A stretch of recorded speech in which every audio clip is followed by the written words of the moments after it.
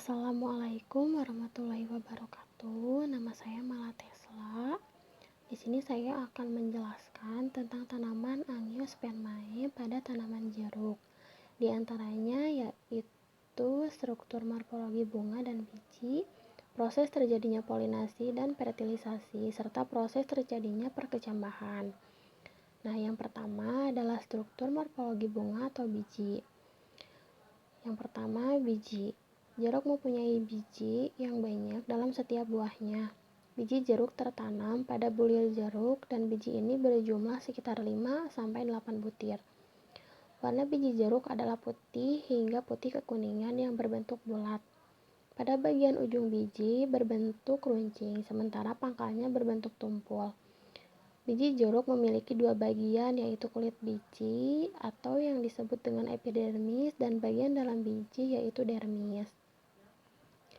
Kemudian bunga. Bunga tanaman jeruk tumbuh di ketiak daun, bertangkai segitiga dan termasuk bunga yang majemuk atau berasal dari perbungaan. Kepala sarinya berwarna kuning, tangkai dan putik bunga berbentuk silindris berukuran sekitar 1 cm. Kepala dari putiknya berbentuk bulat berwarna kuning serta terdapat 14 putik. Mahkota dari bunga berwarna putih berpadu dengan kuning berjumlah sekitar 5 helai. Kemudian buah. Pada umumnya buah pada jeruk berwarna kuning tua dengan daging yang tebal serta permukaan kulitnya yang cukup mengkilap. Warna kulit itu akan menjadi pucat bila terlalu matang. Daging buah memiliki warna agak kemerahan. Bijinya berwarna putih berbentuk bulat dan berkerut. Jumlah bijinya ada 8 biji. Selanjutnya, buah jeruk atau Hesperidium. Hesperidium adalah variasi dari buah buni dengan 3 lapisan dinding buah. Lapisan luar yang liat dan kelenjar dan berisi kelenjar minyak. Lapisan tengah yang serupa jaringan bunga karang dan umumnya berwarna keputih-putihan, serta lapisan dalam yang bersekat-sekat dengan gelembung-gelembung berisi cairan di dalamnya. Biji-bijinya tersebar di antara gelembung-gelembung itu. Buah buni adalah buah yang terlindung oleh kelopak bunga yang turut berkembang bersama buah. Mempunyai dinding buah terdiri dari 2 lapisan, yaitu lapisan luar exokap atau epikap yang tipis dan lapisan dalam endokap yang tebal, lunak, dan berair. Kemudian akar. Akar pada tanaman jeruk merupakan akar tunggang karena termasuk ke dalam tanaman dikotil. Akar tunggang ini mempunyai fungsi sebagai penopang tanaman dan juga menyimpan makanan untuk tanaman. Selanjutnya daun. Daun pada tanaman jeruk agak runcing, bentuknya lonjong serta termasuk daun tunggal. Permukaan dari tangkai daunnya licin dan berminyak sementara bentuknya silindris. Nah, selanjutnya proses terjadinya polinasi dan fertilisasi. Polinasi adalah peristiwa menempelnya butir serbuk sari atau polen di atas kepala putik atau stigma. Kelopak bunga juga menjadi salah satu perhiasan bunga. Kelopak bunga pada umumnya berwarna hijau yang berbentuk menyerupai daun. Fungsi kelopak bunga pada tumbuhan Angiospermae adalah untuk melindungi mahkota bunga pada saat masih kuncup. Mahkota bunga terdiri dari layang-layang yang berukuran relatif besar dan berwarna mencolok, yang disebut sebagai peta warna. Yang mencolok tersebut bertujuan untuk memikat serangga penyerbuk agar hinggap dan menghisap nektar untuk membantu penyerbukan. Putik atau karpel adalah alat reproduksi betina pada bunga dan berperan dalam menghasilkan bakal biji. Pada putik terdapat oparium, tangkai, dan stigma. Kepala putik atau stigma bersifat lengket yang berfungsi untuk menangkap serbuk sari, kemudian menyalurkannya ke tangkai putik untuk masuk ke oparium. Pembuahan merupakan proses meleburnya inti sperma dan ovum yang terjadi pada dasar putik untuk membuat embrio tumbuhan. Pembuahan yang terjadi pada Angiospermae adalah pembuahan ganda. Pembuahan ganda terjadi apabila dalam prosesnya terjadi 2 kali pembuahan.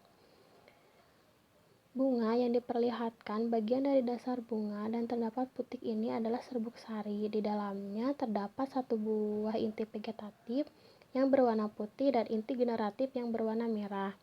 Serbuk sari akan terbawa ke kepala putik dengan berbagai macam perantara. Setelah sampai ke kepala putik, terjadinya proses fertilisasi di vegetatif akan membuat jalan yang dinamakan dengan pembuluh serbuk sari.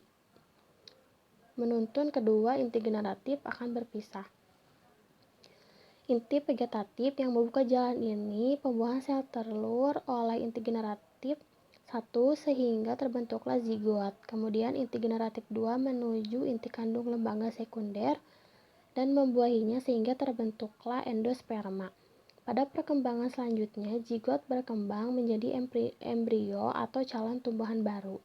Sedangkan endosperma digunakan sebagai sumber makanan pertama pada proses perkecambahan biji. Bakal biji akan tumbuh menjadi biji dan bakal buah akan menjadi buah yang membungkus biji pada beberapa spesies tumbuhan. Pada tanaman jeruk, proses penyerbukannya yaitu melalui penyerbukan sendiri atau autogami.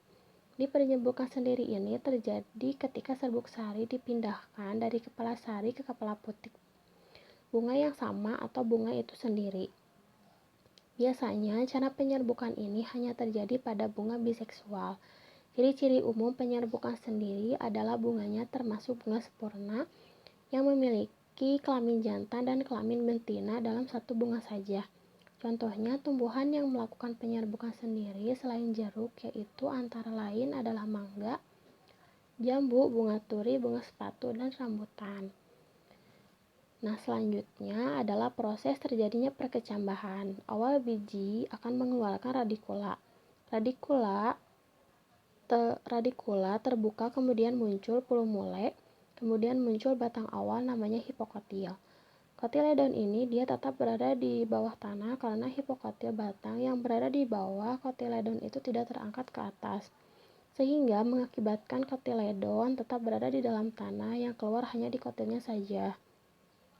Epikotilnya keluar ke atas, kemudian hipokotil tidak terangkat, tidak memanjang, yang mengakibatkan kotiledon tetap berada di bawah. Radikula tumbuh ke bawah, kemudian akan tumbuh tunas, lalu akan tumbuh juga daun sejati. Nah, selanjutnya proses perkecambahan hipogeal. Hipogeal adalah perkecambahan di mana kotiledon masih berada di dalam tanah, umumnya pada tumbuh-tumbuhan. Nah, di sini adalah gambar dari proses perkecambahan hipogeal. Terima kasih. Wassalamualaikum warahmatullahi wabarakatuh.